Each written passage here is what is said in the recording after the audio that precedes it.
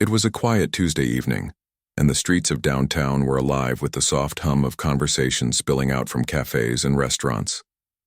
Among these places was Bella Vista, an upscale Italian restaurant known for its fancy ambiance and mouth-watering dishes. Inside, the warm glow of chandeliers lit up tables where people sat enjoying their meals, laughing and sharing stories. At one corner table near the window, a woman sat alone. She wasn't flashy or loud, just someone who seemed to be savoring a rare moment of peace. Her name wasn't important right then. What mattered was that she had decided to treat herself after a long day of work. Dressed in a simple blouse and slacks, she looked like any other person you might see walking down the street. Nothing about her stood out, except maybe the calmness she carried with her. She ordered her favorite pasta dish, something creamy and rich, just the way she liked it. As the waiter brought her food, she smiled politely and thanked him. The first bite melted in her mouth and she closed her eyes for a second, letting the flavors take over. For those few moments, everything felt perfect. But perfection has a funny way of slipping away when you least expect it. As she ate, she started noticing little things.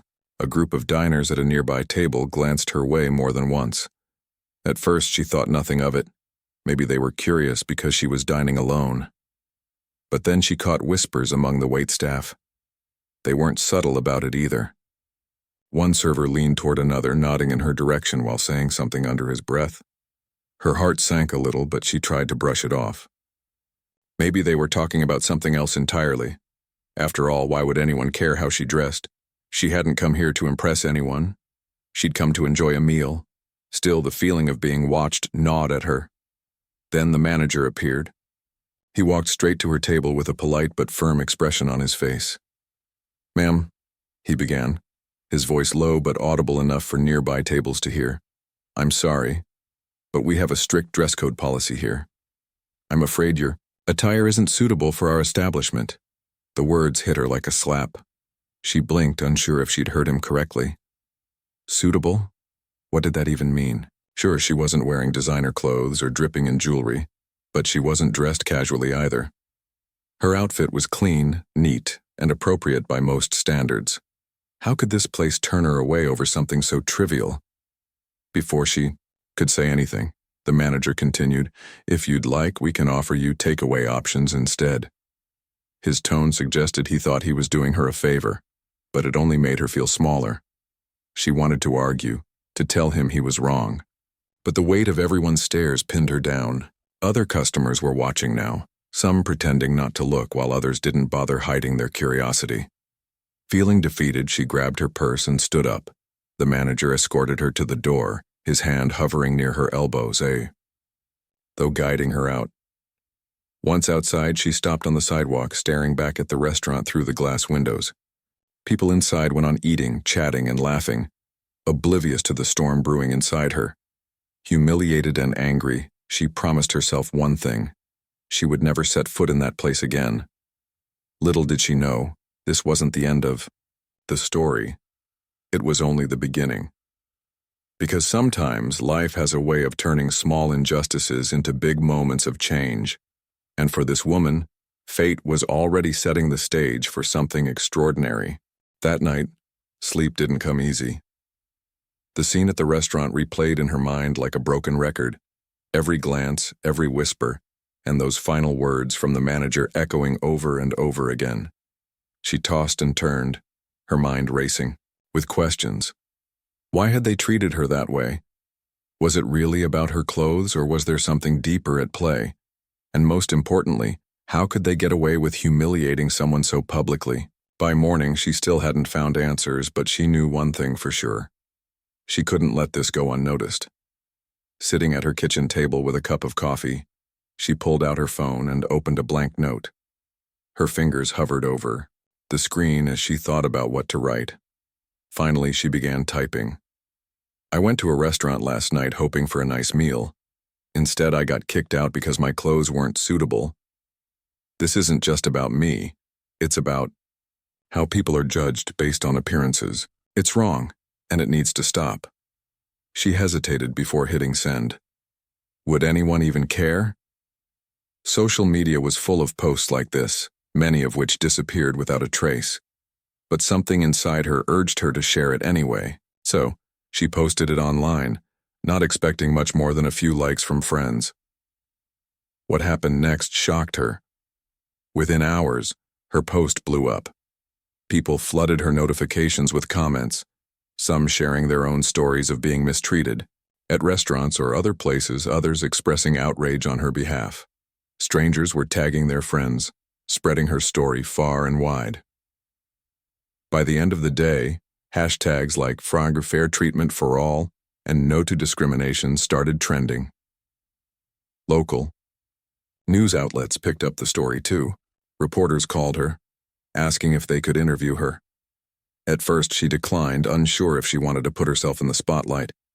But then she realized this wasn't just about her anymore. If she stayed silent, nothing would change. So, she agreed to speak out. During the interviews, she stayed calm but firm. "I don't think I did anything wrong," she said. "I went there to enjoy a meal, just like anyone else. Being turned away because of how I dressed made me feel like I didn't belong, and honestly, that hurt more than I expected." Her words resonated with people.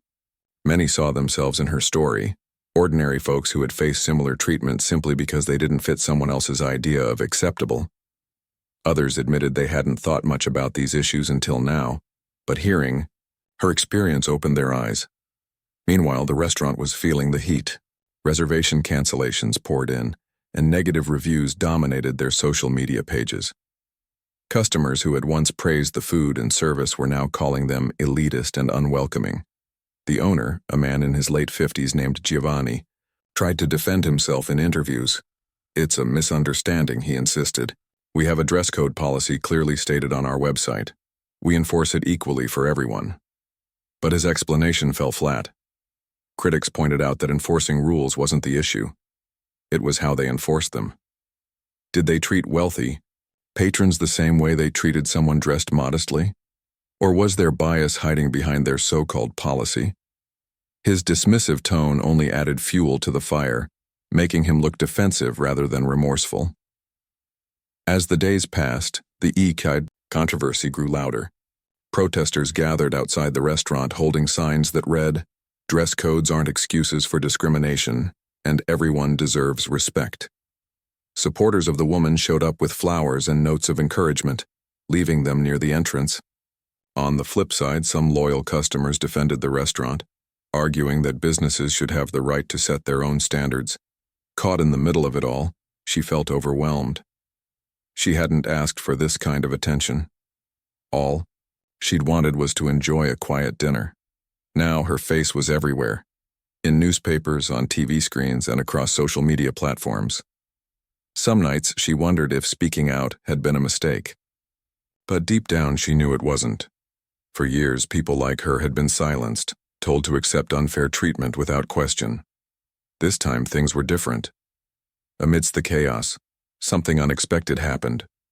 A message popped up in her inbox from someone she'd never met, a billionaire philanthropist known for championing causes related to equality and justice. The message was short but sincere. "Your courage inspires me. Let's talk."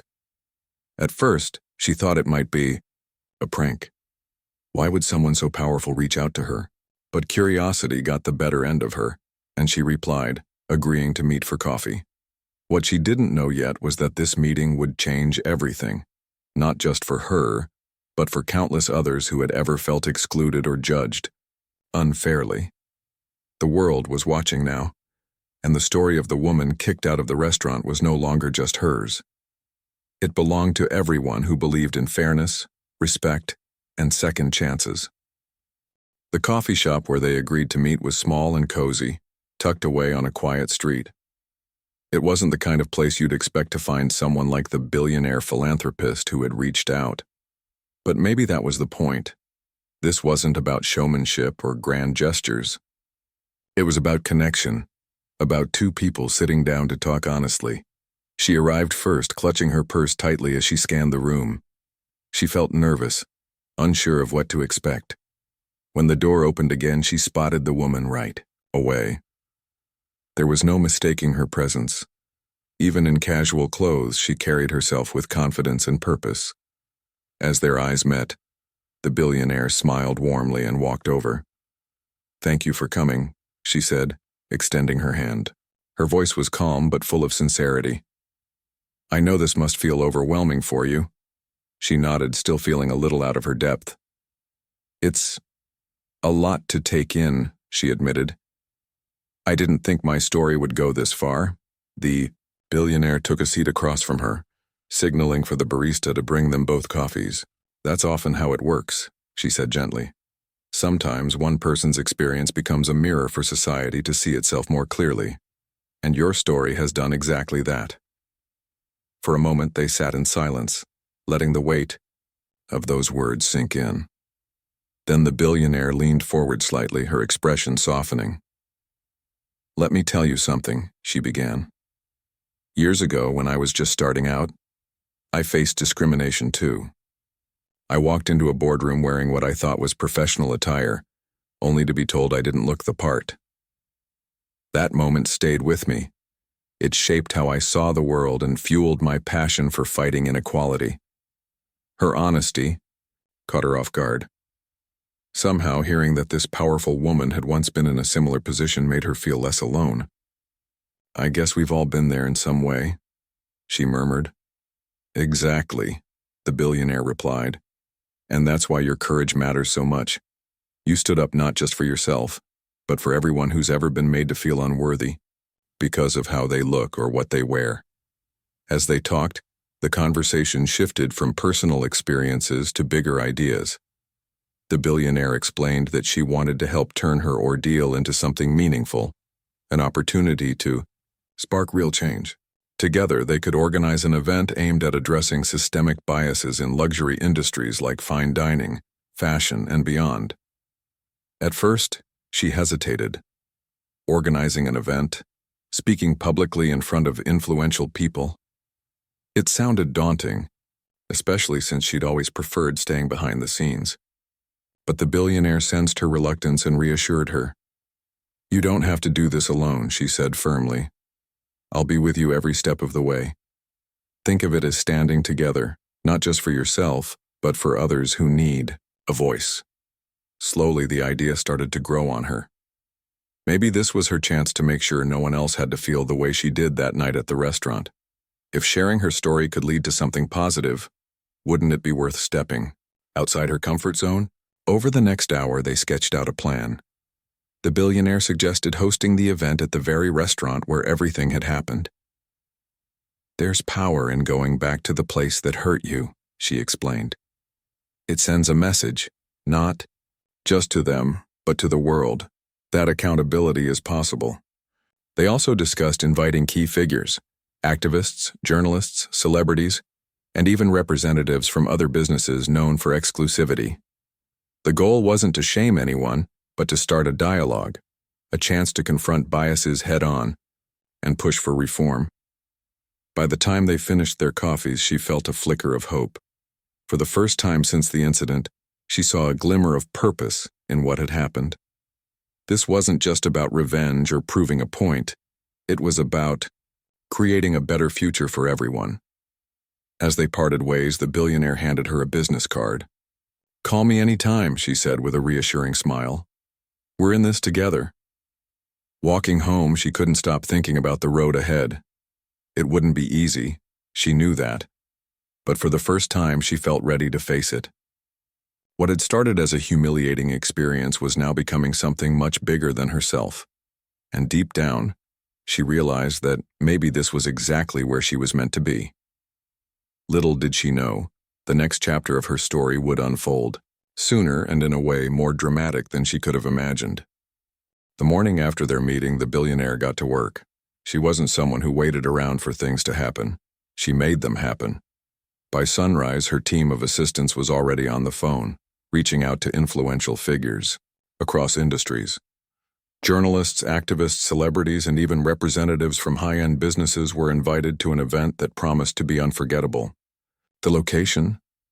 Bella Vista, the very restaurant where it all began, Word spread quickly.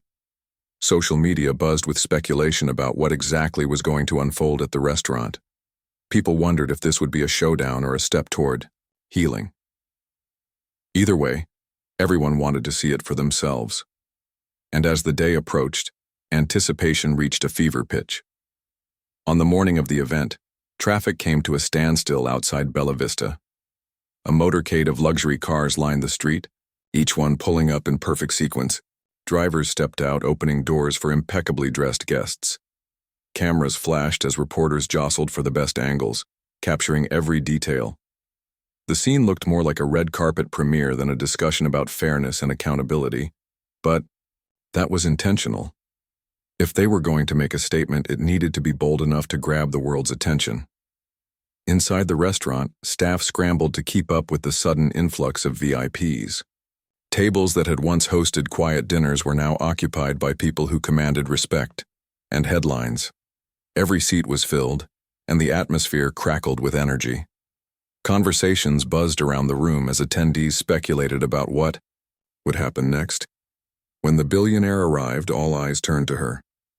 Clad in an elegant yet understated outfit, she exuded confidence without overshadowing the purpose of the day. Next to her stood the woman whose story had sparked everything. Dressed in a stunning gown, loaned by a famous designer friend of the billionaire, she walked tall despite feeling butterflies in her stomach. This was uncharted territory for her, but having the billionaire by her side gave her strength. As they entered, whispers rippled through the crowd. Some recognized the woman immediately. Others leaned closer to ask who she was. For many, this was their first time seeing her face to face after following her story online. Despite the spotlight, she held her head high. Today wasn't just about her. It was about everyone who had ever felt excluded or judged unfairly. The owner of Bella Vista appeared moments later, visibly shaken. He hadn't been expecting this kind of turnout, or scrutiny. His usual composure faltered as he approached the billionaire and extended his hand hesitantly. "Thank you for coming," he said, his voice barely above a whisper. She nodded politely but didn't soften her expression. "We're here to have an honest conversation," she replied firmly. "Not just for your sake, but for the sake of everyone watching." With that, the event began. The billionaire took center stage, addressing the crowd with clarity and conviction. "Today we gather not to point fingers or assign blame," she started, her voice carrying effortlessly through the room. "We're here to talk about something much bigger, how biases shape our experiences, often in ways we don't realize. This restaurant became a symbol of exclusion, but it can also become a symbol of change, if we let it." Her words struck a chord. Attendees nodded along, some scribbling notes while others filmed the speech on their phones. When she finished speaking, she turned to the woman beside her. "Would you like to say a few words?" she asked softly. For a moment, she hesitated, all those eyes on her. It was intimidating. But then she remembered why she was there. Taking a deep breath, she stepped forward and spoke from the heart. "I never imagined I'd be standing here today," she admitted, her voice steady despite her nerves. "What happened to me at this restaurant was humiliating, but it opened my eyes to something important. Discrimination doesn't always look obvious. Sometimes it hides behind rules or policies. We need to challenge those systems, not just here, but everywhere." Her honesty resonated deeply. Applause broke out, filling the room with warmth. Even skeptics found themselves moved by her sincerity. It wasn't just her story anymore. It belonged to everyone listening. Once she finished, the billionaire guided the conversation toward solutions. She presented evidence of discriminatory practices in luxury industries, including leaked emails and testimonials from former employees. Each revelation sent ripples through the audience, forcing them to confront uncomfortable truths. The owner of Bella Vista tried to defend himself at first, insisting his intentions weren't malicious. But under the weight of undeniable facts and the mounting pressure from the crowd, he finally relented. "I'm sorry," he said, his voice trembling. "I see now that we've made mistakes, not just with this incident, but in how we've treated others over the years." Turning to the woman, he added, And to you, personally, I apologize. You deserved better." His apology hung in the air, met with a mix of skepticism and cautious hope. While some doubted his sincerity, others saw it as a starting point. Change wouldn't happen overnight, but admitting fault was the first step toward rebuilding trust. The end of the event, something remarkable had shifted. What had begun as a tense confrontation transformed into a powerful dialogue about fairness, inclusion, and accountability. Guests left inspired, vowing to carry the conversation forward in their own circles. Reporters rushed to file stories, ensuring the message reached far beyond the walls of the restaurant. As the motorcade dispersed and the crowd thinned, the woman stood quietly near the entrance, watching it all unfold. For the first time in weeks, she felt a sense of peace. This wasn't the end of the journey, it was only the beginning, and she knew without a doubt that the world was ready to listen. The days following the event at Bella Vista were unlike anything the restaurant or its owner had ever experienced. News outlets couldn't stop talking about it. Social media was flooded with reactions, opinions, and debates. Some praised the bold move to address discrimination head-on, while others remained skeptical, questioning whether real change could actually happen. But one thing was clear. The conversation had begun, and there was no turning back. For the woman who had been kicked out of the restaurant, life started to feel surreal. She woke up each morning to messages from strangers thanking her for sharing her story. Many said they finally felt seen and heard because of her courage. Others shared their own experiences of being turned away, ignored, or judged based on how they looked. It was overwhelming, but in a good way. For the first time, she realized just how many people carried similar wounds, and how powerful it could be to bring those stories into the light. At Bella Vista, things were different too. The owner, still reeling from the public apology he'd given during the event, knew he had to act quickly if he wanted to save his business and his reputation. He called an emergency meeting with his staff, gathering everyone from servers to chefs to managers. The room was tense as he stood at the front, looking more vulnerable than anyone had ever seen him. "I messed up," he admitted, his voice heavy with regret. "Not just with that customer, but with how we've treated people for years. I let rules become more important than kindness, and I lost sight of what truly matters, making sure everyone feels welcome here." His words surprised some of the employees. They weren't used to seeing him admit fault, let alone talk about emotions. But instead of brushing it off, he laid out a plan. From now on, the dress code would be revised, not abolished, but made fairer and clearer. Staff would undergo sensitivity training to recognize unconscious biases. And perhaps most importantly, he announced the creation of a community fund to support local initiatives focused on equality and inclusion. "We need to earn back trust," he told them. "That starts by doing better, not just saying we will." While some staffers were hesitant, unsure if these changes would stick, others felt hopeful. One server, a young woman who had worked at Bella Vista for years, spoke up. "I think this is a chance for us to show people we're serious," she said. "We can prove that places like ours don't have to be exclusive. They can be inclusive." Her comment stuck with the team, sparking discussions about how they could make the restaurant a space where everyone felt valued. Ideas poured in, from hosting free cooking classes for underprivileged kids to partnering with local charities for fundraising events. Slowly but surely, the mood shifted. People began to see this not as punishment, but as an opportunity to do something meaningful. Outside the restaurant, the billionaire continued mentoring the woman whose story had sparked it all.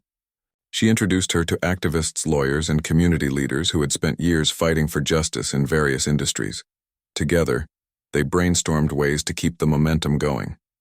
One idea stood out: creating a platform where people could share their experiences of discrimination without fear of retaliation. It would serve as both a resource and a reminder that no one should face bias alone. The woman dove into the project with enthusiasm, surprising even herself. She wasn't used to being in leadership roles, but she found joy in helping others find their voices. Every testimonial added to the platform reminded her why this work mattered. Each story was unique, yet connected by a common thread: the desire to be treated with dignity and respect. Meanwhile, the restaurant itself began to transform. Customers noticed subtle changes right away. Gone were the intimidating signs listing rigid dress codes. In their place were friendly reminders encouraging guests to dress comfortably. Staff greeted patrons with genuine smiles, asking how they could make their visit special. Even the menu got a makeover, featuring dishes inspired by diverse cultures, a nod to inclusivity that went beyond appearances. Word spread about the positive changes happening at Bella Vista. People who had sworn never to return decided to give it another try. To their surprise, they found a welcoming atmosphere that felt authentic, not forced. Reviews improved and reservations picked up again. But this time, success wasn't measured by profit margins. It was measured by the connections being made inside those walls. One evening, weeks after the event, the woman walked past the restaurant on her way home. She stopped outside, staring through the glass windows at the bustling scene inside. Couples laughed over plates of pasta, families celebrated birthdays, and friends toasted to new beginnings. For a moment, she wondered if she should go in, but then she smiled softly and kept walking. She didn't need to step foot inside to know she'd already left her mark. Bella Vista wasn't the same place it had been before. Neither was she. Both had grown, learned, and changed because of what had happened. And though the road ahead wouldn't always be easy, she knew progress was possible, one small step at a time. As she turned the corner, disappearing into the night, she whispered to herself, "Change is hard, but it's worth it." And with that, she walked away, ready to face whatever challenges or opportunities came next.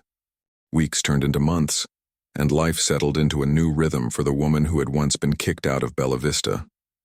The whirlwind of attention had slowed down, but its impact lingered in ways she hadn't expected. She found herself waking up each morning with a sense of purpose that hadn't been there before. Her days were no longer just about work or quiet evenings alone. They were filled with meetings, conversations, and plans to keep pushing for change. The platform she helped create became a beacon of hope for many. People shared their stories openly, knowing they wouldn't be dismissed or ignored. Some talked about being turned away from high-end stores because of their appearance. Others described feeling invisible at workplaces where diversity was promised, but rarely practiced. Each story added fuel to the fire, reminding her why this fight mattered so much. It wasn't just about restaurants or dress codes. It was about creating spaces where everyone felt seen and valued. Her partnership with Aoi, the billionaire philanthropist, continued to flourish. Together, they launched workshops aimed at teaching businesses how to recognize biases and foster inclusivity. These sessions weren't lectures. They were interactive discussions designed to challenge assumptions and inspire action. At first, some participants resisted, insisting they didn't have bias issues. But as the workshops unfolded, light bulbs went off. One manager admitted he'd unknowingly favored certain employees over others based on subtle cues like accents or hairstyles. Another confessed she'd avoided hiring candidates who didn't fit her mental image of professionalism. By the end of the sessions, most left with fresh perspectives and actionable steps to implement back at their workplaces. Meanwhile, Bella Vista thrived under its new leadership model. The owner kept his promise, ensuring every policy aligned with the values of fairness and respect. He hosted community events monthly, inviting local residents to enjoy free meals or cooking demonstrations. On one occasion, he even brought in school children to learn how to make pizza dough from scratch. Watching them giggle as they kneaded flour-covered hands brought tears to his eyes. For years, he'd focused solely on profit margins, forgetting the joy food could bring when shared with others. Now he understood that success wasn't just about numbers, it was about connection. Customers noticed the shift too. Regular patrons remarked how the staff seemed happier, more attentive. Newcomers appreciated the effort to make everyone feel welcome, regardless of what they wore or how much money they spent. Word-of-mouth praise spread quickly, drawing in crowds eager to support a business committed to doing better. Even critics softened their stance, acknowledging the genuine strides the restaurant had made toward inclusivity. For the woman, returning to Bella Vista wasn't something she planned to do anytime soon. But one sunny afternoon while running errands downtown, she decided to stop by. As she stepped inside, memories flooded back. The humiliation, the anger, the determination that followed. Yet instead of discomfort, she felt warmth. The host greeted her warmly, guiding her to a cozy table near the window. A server approached moments later, offering a menu and asking if she'd like recommendations. She ordered her favorite pasta dish, the same creamy delight she'd been enjoying. The night everything changed. When it arrived, she took a bite, savoring the familiar flavors. This time, though, the experience felt different. There was no weight on her shoulders, no fear of judgment. Just peace. As she ate, she glanced around the room. Families laughed. Together, couples whispered sweet nothings and friends clinked glasses in celebration. Everyone belonged here now, not because of what they wore or how much they earned, but simply because they were human.